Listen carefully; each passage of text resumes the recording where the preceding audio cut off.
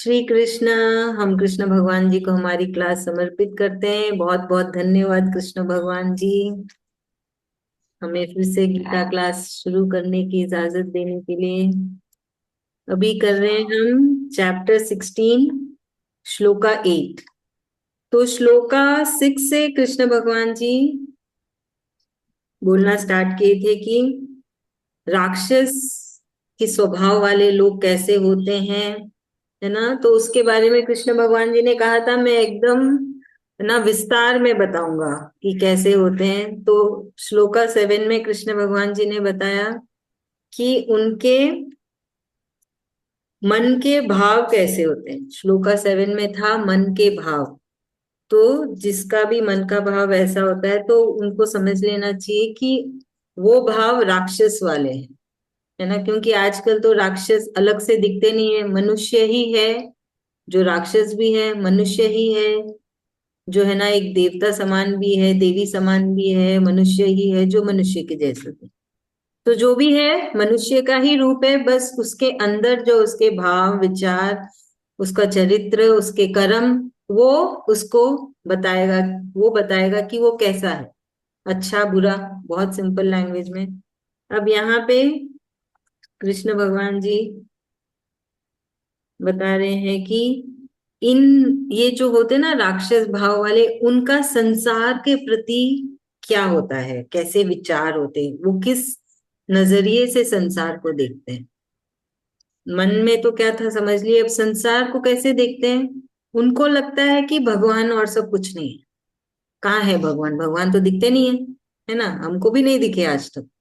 बोले भगवान तो दिखते नहीं है, तो कोई भगवान भगवान नहीं होता है। हम इस बात को मानते ही नहीं। वो ऐसा ऐसा सोचते हैं वैसे लोग। और कहते हैं ये दुनिया मौज मस्ती के लिए है, मौज मस्ती करिए, मजा करिए और जिंदगी जिए। और ये मनुष्य कैसे आते हैं, उनको लगता है मनुष्य स्त्री और पुरुष के मिलन से ही आते हैं। आगे ही चलती है पीढ़ियां, तो उसी को एंजॉय करना है, उसी में मस्ती करना है। क्यों बेवजह अपना वक्त बर्बाद करें भगवान को याद करने में, जो कि दिखता ही नहीं है ही नहीं, कहीं नहीं महसूस होते हैं।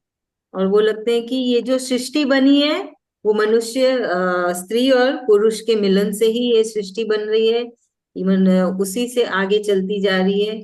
तो वही सत्य है और उसी में अपना मजा लूटना चाहिए, मस्ती करना चाहिए। उसमें उनकी रुचि ज्यादा होती रहती है, कामनाएं आगे बढ़ती जाती है और वो इसी में फंसते चले जाते हैं ना। उनकी वासनाएं बढ़ती जाती है और वो गलत राह में चलते हैं। उनको लगता है कि क्या रखा है भगवान में, क्या धरा है भगवान में, जो दिख रहा है वही सत्य है और उसी को अपना के वो आगे चलते हैं।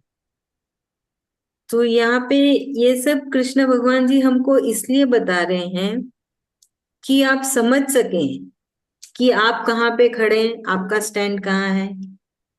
और जो दूसरे लोग जो राक्षस टाइप के, वो कहाँ पे। क्योंकि जैसे हम बहुत लोगों से मिलते हैं, है ना। तो हमारी संगत भी सही होनी चाहिए ना।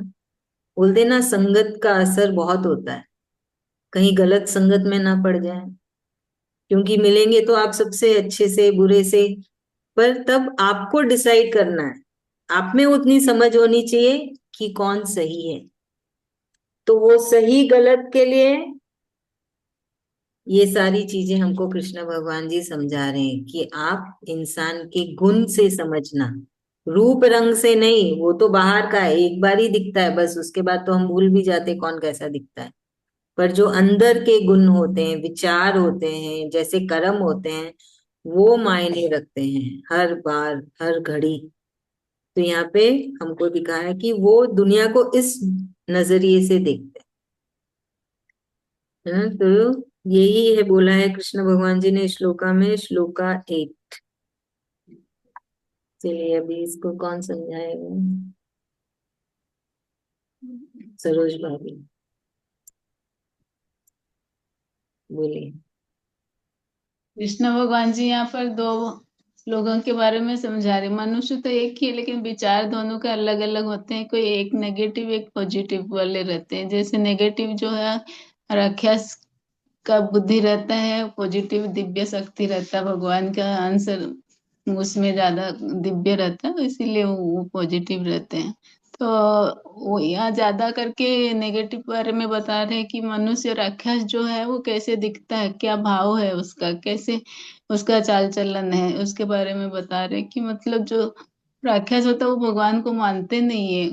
हमेशा वो देखते कि संसार तो ऐसे ही यूं ही चल रहा है, पति पत्नी से आगे बढ़ता है, जैसे जनरेशन बढ़ता है उसका मजा लो, ऐसे करो, सब चीजों का मस्ती करो, मजा लो, खाओ पियो सो, यही सब देखते कि यही संसार है, यही सत्य है। तो और भगवान की तरफ मुड़ के देखते भी नहीं वो लोग, भगवान क्या है, इसीलिए वो लोग नहीं जान पाते। लेकिन भगवान तो है ही ना, दिव्य शक्ति जो है, वो जो चांटिंग करता है, गीता पढ़ता है, सब भगवान को मानता है, तो उनके साथ ही भगवान रहते, भगवान भी उनका अच्छा ही करते। भगवान एक एक पॉइंट हम बताएंगे अपने तरफ से कि मतलब भगवान तो सबके लिए, जो अच्छा नहीं भी करता उसके लिए भी तैयार है खड़े होके, सब कुछ देते चले जा रहे हैं। पर जो करता, उनका नाम लेता है उनको भी देते चले जा रहे हैं। वो इसीलिए भगवान को ज्यादा करके राक्षसी लोग भी ज्यादा नहीं मानना चाहते, संसार को ज्यादा मानते। पर जो भक्ति करता, जो दिव्य शक्ति जिनके अंदर है, वो उनको क्या होता है, परमात्मा मिल जाते, पूरा आनंद मिल जाता है। वो जान सकते कि पूरा भगवान कैसे है, कैसे दिखते, कैसे अनुभव होता है उन सबको, कि लास्ट में उनको फिर बोलते नहीं मुख्य मिलता है, जो जान गया। पर राक्षसी लोग तो वो कभी भी उलट के घूमें, मतलब देखेंगे भी नहीं कैसे क्या है। वो अपना संसार में ही लिपेमान रहते हैं कि यही करना है, यही खाना सोना पीना, यही सब मौज मस्ती करना है, इसीलिए हम लोग आए हैं। और संसार भी आगे बढ़ता चल जा रहा है इसी वजह से, और कुछ भी नहीं जानते वो लोग। जय श्री कृष्ण। बहुत बहुत धन्यवाद अभी, एकदम सही। अब अगले श्लोका में कृष्ण भगवान जी बोल रहे हैं, श्लोका 9 में, कि ये स्वभाव के लोग, मनुष्य करते क्या है। वो क्या करते हैं, नुकसान ही करते हैं। किसका नुकसान, खुद का नुकसान, परिवार का नुकसान, फिर सोसाइटी का नुकसान, समाज का, फिर देश का, फिर इस धरती का। तो यहाँ पे एक्सट्रीम वाले क्या हुए, जो होते ना गुंडे, टेररिस्ट, तो वो सब क्या है, नुकसान ही तो पहुंचा रहे हैं, कुछ अच्छा तो कर नहीं रहे किसी का कुछ। अभी ले लो गाजा, ले लो, है ना, यूक्रेन ले लीजिए, ये सब पूरी वो धरती एकदम नाश हो गई है। वहां के लोग कितना, कितने मुश्किलों से गुजर रहे हैं। पाकिस्तान ले लीजिए, अफगानिस्तान ले लीजिए, जहां हमेशा लड़ाई झगड़े ही होते रहते हैं। वो कुछ और सोच ही नहीं पाते, क्यों, क्योंकि उनके अंदर वो राक्षस बुद्धि है ना। उनके अंदर जो आत्मा है, उन्होंने उसको भी पूरा नाश कर दिया। उनकी सोच ही एकदम, है ना, क्रूरता से भरी हुई होती, क्योंकि वो भगवान पे तो यकीन करते नहीं है। अच्छाई पे, भगवान क्या है, भगवान का मतलब क्या है, अच्छाई, सच्चाई, किसी का नुकसान ना करना, वही तो भगवान हुए। भला करना, मदद करना, ये सब कोई गुण नहीं है उनके अंदर, है ना। उनकी बुद्धि भ्रष्ट हो चुकी है, उनका मन भ्रष्ट हो चुका है, सब कुछ। तो ये एकदम, जो किसी का खून किया है, जो ये टेररिस्ट है, वो लोग ही राक्षस, मतलब उनका सब कुछ खराब हो चुका है ना। वो सिर्फ इस संसार को खत्म करना चाहते हैं। अभी क्या पालेंगे, वो यूक्रेन पे बॉम्ब डाले जा रहे हैं, डाले जा रहे हैं, अरे खत्म कर दो ना एक साथ सब कुछ। बेचारे वहां के लोग सोते भी होंगे तो पता नहीं कल सुबह उठेंगे कि नहीं उठेंगे। सोचो वहां की हवा कितनी, है ना, केमिकल से भरी हुई होगी, इतने बॉम्ब्स वहां गिर चुके हैं। वहां की हवा पूरी केमिकल से होगी, वो थोड़ी थोड़ी यहाँ पे भी आती होगी, सब जगह जाती होगी। तो इसमें क्या फायदा हुआ, नुकसान ही तो हुआ। पर वो नहीं समझ पाते ना, जो बॉम्ब डाले, जिसने ये निर्णय लिया कि हम यूक्रेन को खत्म कर देंगे, गाजा को खत्म कर देंगे, सीरिया को खत्म कर देंगे। तो वही कृष्ण भगवान जी बोलते हैं, ये जगत का नाश करने आए हैं। इनकी, इनका जो ज्ञान है, वो मंद ज्ञान, सही ज्ञान है ही नहीं उनके पास। उनका स्वभाव बहुत गलत है। तो जो उनका कर्ता है, वो जो कर रहे हैं, वो गलत है सब कुछ। राक्षस की बुद्धि उनकी है, उनकी विवेक शक्ति सब नष्ट हो चुकी है, सोचने समझने की शक्ति खत्म हो चुकी है। वो सोचना समझना भी गलत ही होता है। उनको लगता है हम सही कर रहे हैं, पर सही नहीं है ना। लोगों की जान जा रही है, हवा, पूरी हवा प्रदूषित हो रही है केमिकल से। कितनी सुंदर दुनिया थी वो, यूक्रेन, सीरिया, अब देखो कुछ भी नहीं रहा उधर। तो वही कृष्ण भगवान जी बता रहे हैं कि ऐसे जो राक्षस बुद्धि वाले हैं या राक्षस चरित्र वाले हैं, वो ये सारे कार्य करते हैं, है ना। भगवान पे बिल्कुल भी यकीन नहीं है, आत्मा पे बिल्कुल भी यकीन नहीं है, और बुद्धि का गलत इस्तेमाल किया जाता है, शक्तियों का गलत इस्तेमाल किया जाता है, क्योंकि सब मनुष्य के पास कृष्ण भगवान जी ने कुछ ना कुछ शक्ति दी है। उस शक्ति का सही सदुपयोग करना है ना। शक्ति मतलब क्या, एक टैलेंट हो गया, एक खूबी, अलग से निकल के एक खूबी। सबके पास कुछ ना कुछ अलग खूबी होती है। कोई अच्छा पकवान बनाते हैं, कोई अच्छा गार्डनिंग करते हैं, कोई अच्छा बोलते हैं, कोई अच्छा मेकअप कर लेते हैं। ये सब खूबियां है ना। तो वो खूबी को सही इस्तेमाल करना, वो आपकी शक्ति है जो आपको सबसे अलग करती है। और आप वो, जो राक्षस बुद्धि वाले हैं, ये असुर बुद्धि वाले, वो उस शक्ति का सही सदुपयोग नहीं कर पा रहे, गलत कर रहे हैं, और संसार को भी बिगाड़ रहे हैं। संसार की व्यवस्था का पूरा है ना, संसार की व्यवस्था बिगाड़ रहे हैं। कितना कुछ हो रहा है।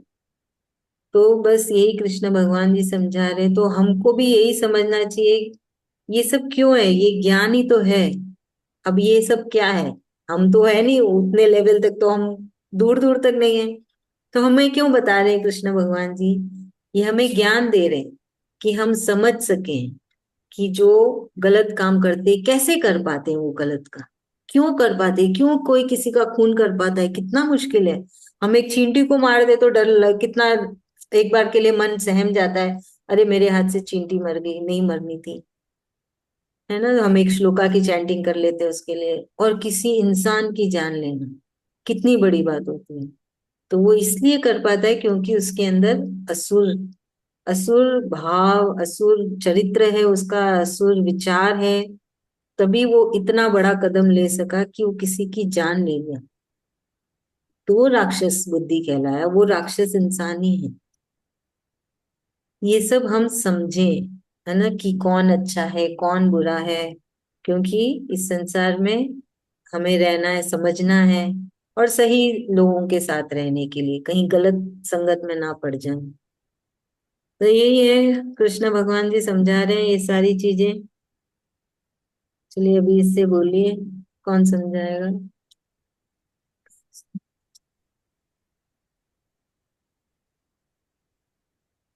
आभा भाभी की रक्षा आंटी कौन समझाएंगे।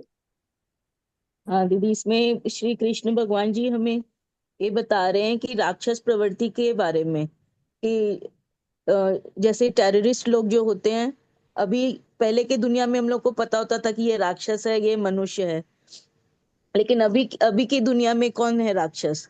जो राक्षसीय कर्म करते, वो देखने में राक्षस नहीं होते, लेकिन उनकी प्रवृत्ति राक्षस वाली होती है। मार काट अच्छा लगता है उनको, दूसरों को दुख पहुंचाना, विध्वंस करना। तो यही सब राक्षस प्रवृत्ति के लोग हैं। तो वो हम लोगों को उन प्रवृत्तियों से बचना है और उनसे दूर रहना है। थैंक यू भाभी, थैंक यू सो मच। अभी अगले श्लोका में, श्लोका 10 में कृष्ण भगवान जी बता रहे हैं कि ऐसे जो मनुष्य दिखते हैं पर है राक्षस, उनका आचरण कैसा है, मतलब उनका बिहेवियर। तो उनकी एक तो कामनाएं कभी पूरी नहीं होती, है ना, कभी भी उनकी कामनाएं पूरी नहीं होती। वो अंदर से कुछ रहेंगे, बाहर से कुछ दिखेंगे। क्योंकि अब उनको तो लोगों को फंसाना है ना अपने अंदर। जैसे अगर हम, है ना, देखेंगे टेररिस्ट कैसे बनते हैं, वो मासूम मासूम लोगों को फंसा दिया जाता है।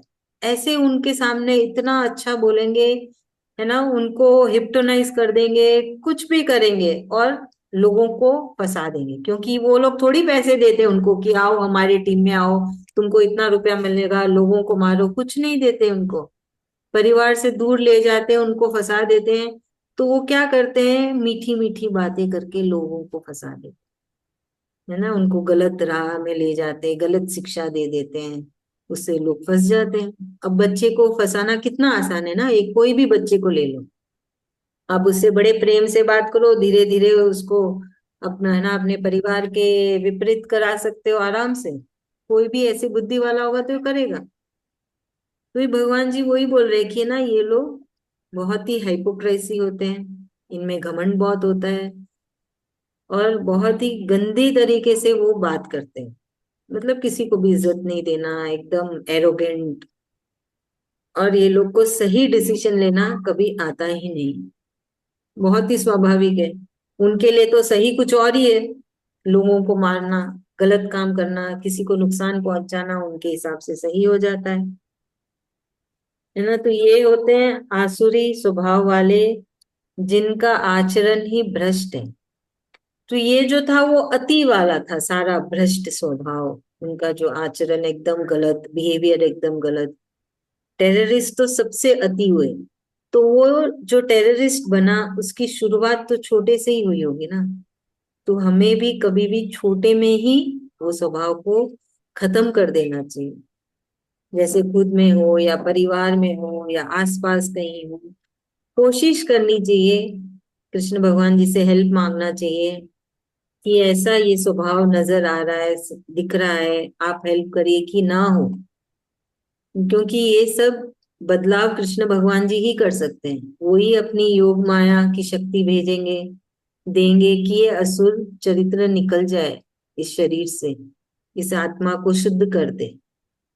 हम तो कोई कुछ नहीं कर सकते।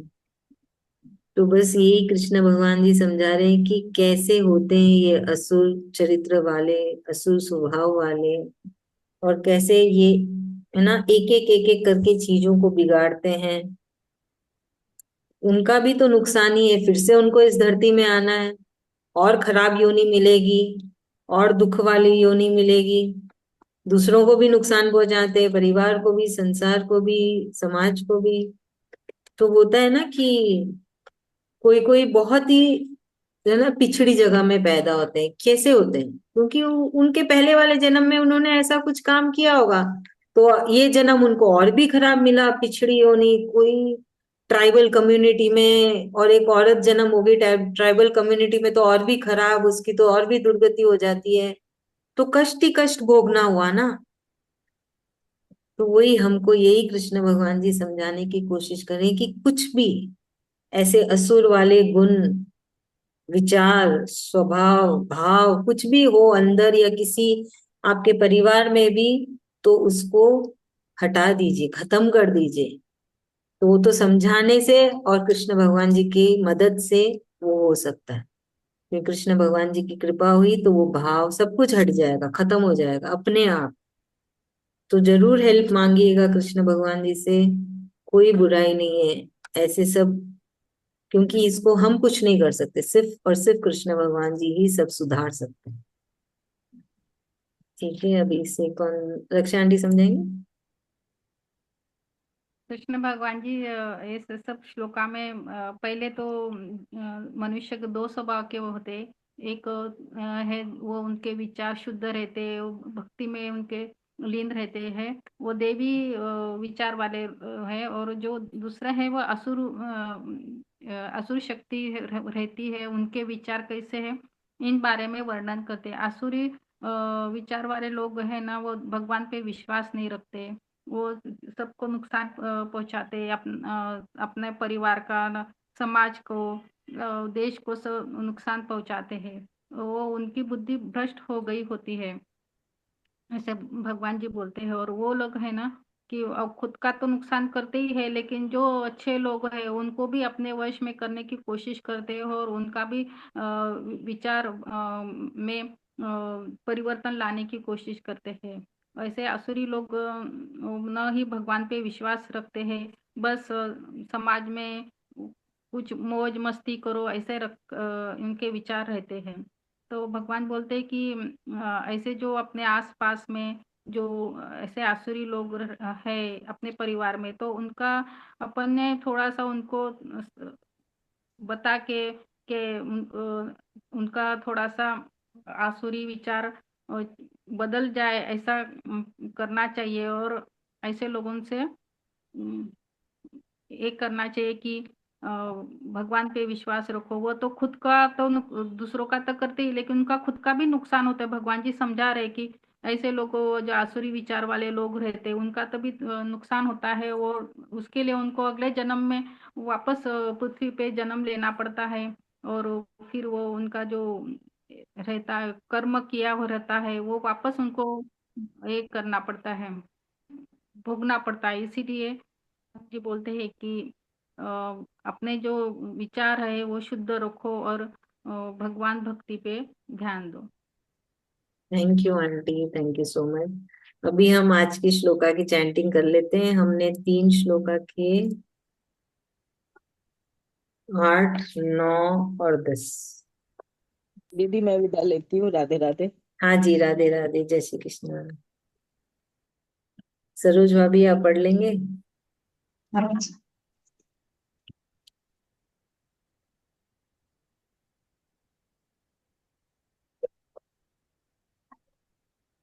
असत्यम प्रतिष्ठम ते जगदाहुरन निश्चरम अपरस्पर संभूतम किमन्यत् काम हेतुकम्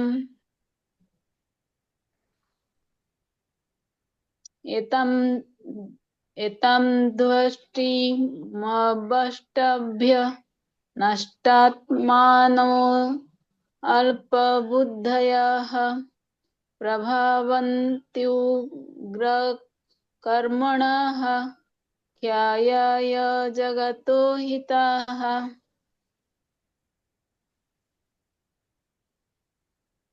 काम काममाश्रित्य दुष्पुरं दम्भमानमदन्विताः मोहाद् गृहीत्वा सद्गृह्यात् प्रवर्तन्ते शुचिव्रताः।